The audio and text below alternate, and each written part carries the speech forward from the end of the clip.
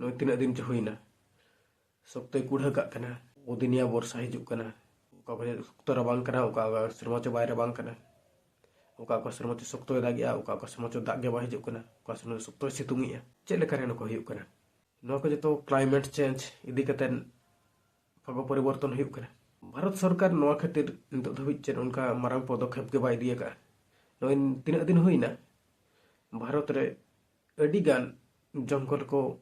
Mining खातिर सरकारे gate अचयत को ओना को इदीते अब दिसम रे क्लाइमेट चेंज ठीक भाव बाय हुई दाड़िया कना, पागो परिवर्तन बाय हुयुक कानते ओका चो शक्तो रेयाड़ कना, ओका चो शक्तोय कुढ़ा काग कना, ओका सेरमा चो रेयाड़ गे बाय बुझाव कना, ओका चो शक्तोय सितुंगिया, ओका चो बांगा, ओका चो शक्तोय दागेया, ओका चो दाग हों बाय हिजुक कना। नोवा को इदी कतेन नितो हों नोय भारत रे दिल्ली जुदिम मेना वर्ल्ड रेना जतखन खराब शहर जहाँ चे पूरा पॉल्यूशन उन खराब कना जे एक्यूआई 1000 सेटरों कान रहो भारत सरकार हर को एड़े खातिर कमे लैया बांगा उन ढेर दो बाय हुई कना मेनते मेने नितो दिल्ली रे अडिगान हर को गुजुक कना, लंग कैंसर को नामेत कोआ ओना इदीते हो पदक्षेप बाय इदीया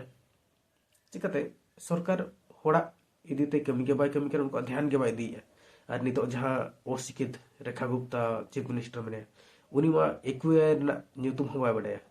ओना दो चेक लेकार को मापा ओना हम बाय बडाया उनी में जे बांगा एक्यूआई मिटी उनकान जिनिस कना जहाँ चे हम टेम्परेचर लेका हम बडाय दाड़ेया नोय नोकान बेतुकी कथा रोड़ा उना कुंकी गया चेक हम बाय बडाया नोकान हर जेते बडे मंत्री को थायना और उनको हर को लेकिन चेक लेकार बेस को कमिया नितो आराबुड़ी जंगल आराबुड़ी पर्वत नष्ट लगिन सरकार पूरा चेष्टा का उन्हें माइनिंग हुआ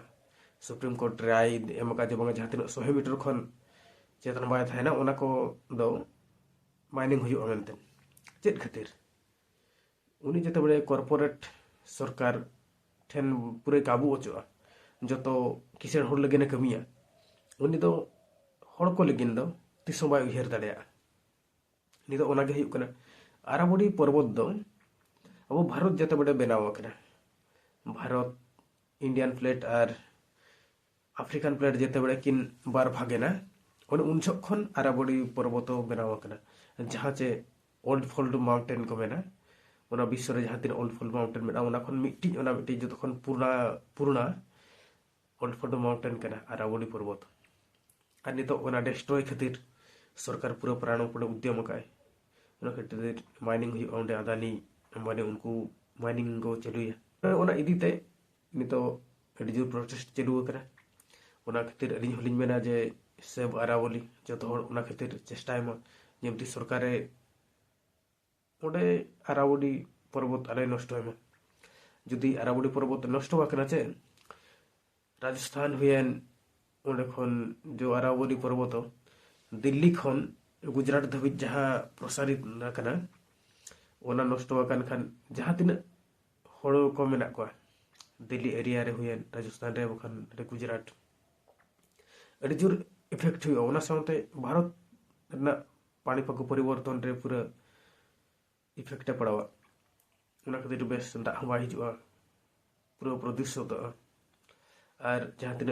जंगल जीव जंतु मेना को उनको हों बाको थायना गुजुआ को और जहाँ जो दाग अब हिजुआ ओना हानते खन बंगोपसागर सेट को रकाब कतेन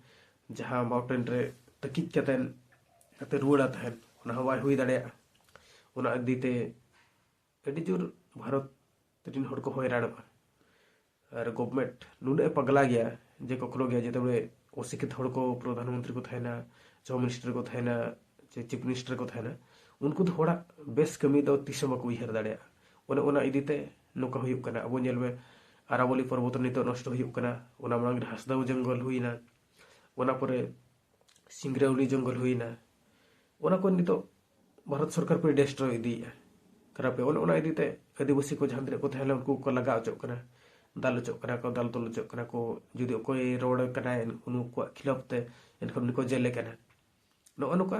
शासन चलू कना ओना खातिर जो तो रिक्वेस्ट है ना जे से पर्वत सेब आरावली ओना कते ट्रेडिंग चालुय में जेमती सरकारे आंजमा और ओंडे खने निवृत्त तहना ओना बाय कमिया मेनते और बखान दो भारत पूरा प्रदूषित उतरवा रपुद उतरवा।